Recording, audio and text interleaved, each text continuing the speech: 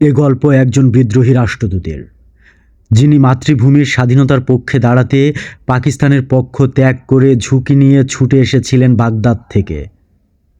তার সেই গল্প নিয়ে তৈরি হতে পারে সিনেমা, যে গল্পে আছে চমক, রুদ্ধশ্বাস, উত্তেজনা, বুদ্ধিমত্তা, আত্মত্যাগ আর মাতৃভূমির প্রতি অকৃত্রিম ভালোবাসা। আর সেই গল্পের নায়ক বাংলাদেশের প্রথম পররাষ্ট্র সচিব আবুল ফাতে। ৭১-এর আগস্ট মাসের মাঝামাঝি সময় তখন। ইরাকের রাজধানী বাগদাদে তখন পাকিস্তানের রাষ্ট্রদূত হিসেবে কর্মরত ছিলেন বাঙালি রাষ্ট্রদূত আবুল ফাতে। বাঙালিদের মধ্যে তখন তিনি সবচেয়ে উচ্চপদস্থ কর্মকর্তা। রাষ্ট্রদূতের আলিশান জীবন, কোনো কিছুর কমতি নেই।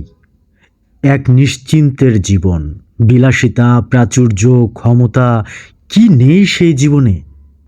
আগস্ট মাসের মাঝামাঝি সময়ে পাকিস্তানের পররাষ্ট্রমন্ত্রী ইরানের রাজধানী তেহরানে পাকিস্তানের আঞ্চলিক রাষ্ট্রদূতদের বৈঠকের আহ্বান করেন।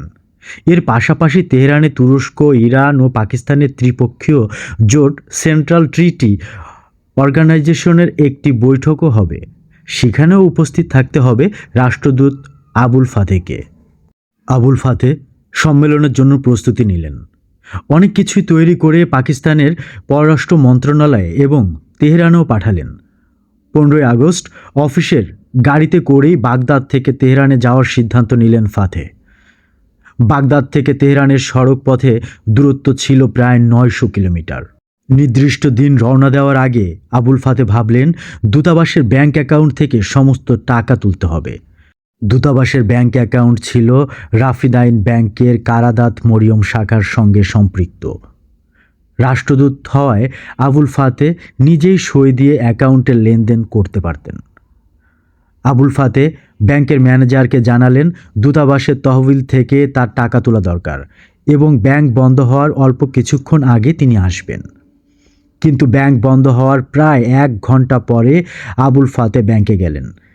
তিনি জানতেন ব্যাংক ম্যানেজার পাকিস্তানি রাষ্ট্রদূতের জন্য অপেক্ষা করবেন এবং ১ ঘন্টা দেরিতে সেখানে গেলে কোনো প্রত্যক্ষদর্শী না থাকার বিষয়টিও নিশ্চিত হবে। বিষয়টি কিছুটা সন্দেহপ্রবণ হলেও ব্যাংক ম্যানেজার তাৎক্ষণিকভাবে এ ধরনের অস্বাভাবিক লেনদেনের বিষয়টি ইরাকি কর্তৃপক্ষের নজরে আনেননি। পাকিস্তানি দূতাবাসের ব্যাংক অ্যাকাউন্টে থাকা প্রায় ২৮,০০০ পাউন্ড পুরোটাই উত্তোলন করলেন আবুল ফাতে। নির্দিষ্ট দিনে বাসা থেকে বের হয়ে অফিসের গাড়ি নিয়ে তেহরানে যাওয়ার জন্য রওনাও হলেন আবুল ফাতে।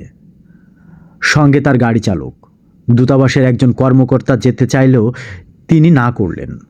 ইরান সীমান্তের কাছাকাছি পৌঁছতেই আবুল ফাতে গাড়ি চালককে বললেন তার বুকে ভীষণ ব্যথা করছে, ব্যথা কিছুতেই কমছে না।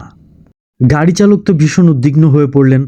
আবুল ফাতে বললেন, এই শারীরিক অবস্থায় যাওয়া সম্ভব না, আমাদের বাগদাদে ফিরতে হবে। তারা রাতে পুনরায় বাগদাদে ফিরে এলেন। বাগদাদের আল মনসুর শহরের কাছাকাছি আসতেই ফাতে গাড়ির চালককে বললেন, এখন আমার অনেকটা ভালো লাগছে, আর আমি আগামীকাল বিমানেই তেহরানে যাব। যেহেতু আমি বিমানেই যাচ্ছি, তাই তোমার আর আমার সঙ্গে যেতে হবে না। বাগদাদে ফিরে আবুল ফাতে যা করলেন তা অবিশ্বাস্য। বাসায় ফিরে তিনি তার স্ত্রী ও সন্তানদের জানালেন, আমার আর ভালো লাগছে না। কিছুক্ষণ পর তিনি বাসায় ২ কাজের লোককে সিনেমা দেখতে ছুটি দিয়ে দিলেন। কাজের লোকেরা যখন তাদের কোয়ার্টারে চলে গেল, আবুল ফাতের স্ত্রী পিছনের দরজা লাগিয়ে দিলেন।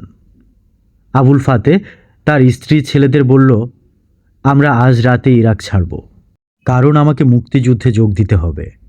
এরপর আবুল ফাতে ভারতীয় দূতাবাসের সঙ্গে যোগাযোগ করেন। ভারতীয় দূতাবাসের সহযোগিতায় তাদের মালামাল একটি ভ্যানে ভারতীয় দূতাবাসে নিয়ে যাওয়া হয়। সেই রাতেই ফাতে তার স্ত্রী ও সন্তানদের একটি গাড়িতে করে কুয়েতের সীমান্তের উদ্দেশ্যে রওনা হন। ১৬ আগস্ট ভোরে তারা কুয়েতের সীমান্তে পৌঁছান। গোয়েন্দা কর্মকর্তা গাড়ি থেকে বের হয়ে এসে ফাতের পরিবারের পাকিস্তানি কূটনৈতিক পাসপোর্ট নিয়ে নেন। এদিকে ফাতের পরিবারের সবাই এই ভেবে আতঙ্কিত যে পাকিস্তানি রাষ্ট্রদূতের পাসপোর্ট ভারতীয় কূটনৈতিকের পাসপোর্টের পাশে রাখলে সীমান্ত বাহিনীর কর্মকর্তারা কী ভাববে। এক পর্যায়ে তারা গাড়িতে বসে না থেকে ডেস্কে গিয়ে কি হয় তা ভেবে উঠে গোয়েন্দা কর্মকর্তার সঙ্গে নিরাপত্তা চৌকিতে ঢুকলেন। সীমান্তে নিরাপত্তার দায়িত্বে থাকা কর্মকর্তারা তাদের অভিনন্দন জানায় এবং পাসপোর্ট ফিরিয়ে দেয়। ওই গোয়েন্দা কর্মকর্তা জানান তিনি একজন পাকিস্তানি। ফাতের পরিবারের সদস্যরা কিছুটা আতঙ্কিত হয়ে পড়েন। সঙ্গে সঙ্গে সেই গোয়েন্দা জানালেন তিনি পাকিস্তানি হলেও ভারতীয় গুপ্তচর হিসাবে কাজ করছেন। এই যে আবুল ফাতে এবং তার পরিবারের সদস্যরা এই সীমান্ত অতিক্রম করছেন, তার কোনো প্রমাণই রাখা হলো না। কুয়েত সিটিতে পৌঁছে আবুল ফাতে ইন্ডিয়ান এয়ারলাইন্সের স্থানীয় কার্যালয়ে যান।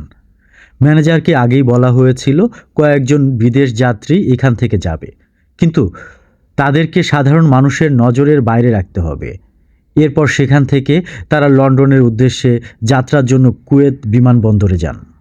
কুয়েত বিমানবন্দরে বিওএসির এক প্রতিনিধি যাত্রীদের নামের তালিকার সঙ্গে আবুল ফাতে ও তার পরিবারের সদস্যদের পাসপোর্ট মিলিয়ে দেখতে শুরু করেন, কিন্তু যাত্রীদের নামের তালিকায় তাদের নাম নেই। তখন একজন ভারতীয় দৌড়ে ডেস্কে গিয়ে ওই প্রতিনিধির দিকে হাত নাড়েন। তিনি কুয়েতের বিওএসির সহকারী ব্যবস্থাপক। যাত্রীদের তালিকায় তাদের নামের বদলে 4টি ভুয়া নাম দেওয়া হয়েছিল।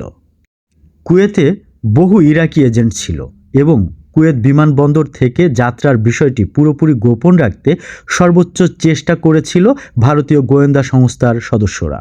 লন্ডনে পৌঁছে আবুল ফাতে এরপর ব্রিটেনে নিযুক্ত বাংলাদেশ সরকারের বিশেষ দূত বিচারপতি আবু সাইদ চৌধুরীর সঙ্গে টেলিফোনে যোগাযোগ করলে আবু সাইদ চৌধুরী মুজিবনগর সরকারের কাছে তার বার্তায় এই সংবাদ পাঠান। 21 আগস্ট লন্ডনে এক সংবাদ সম্মেলনে আনুষ্ঠানিকভাবে পাকিস্তানের পক্ষ ত্যাগ করে আবুল ফাতে ঘোষণা দেন, আমার মাতৃভূমি আজ যুদ্ধবিধ্বস্ত।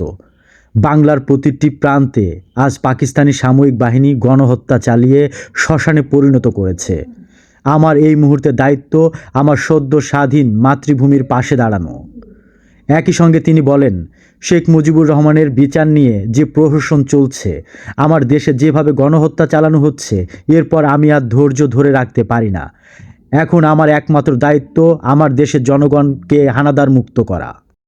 আবুল ফাতের স্বাধীন বাংলাদেশের পক্ষ অবলম্বন পাকিস্তানের গোটা পররাষ্ট্র মন্ত্রণালয় তো বটেই, পুরো পাকিস্তানকেই কাঁপিয়ে দিয়েছিল।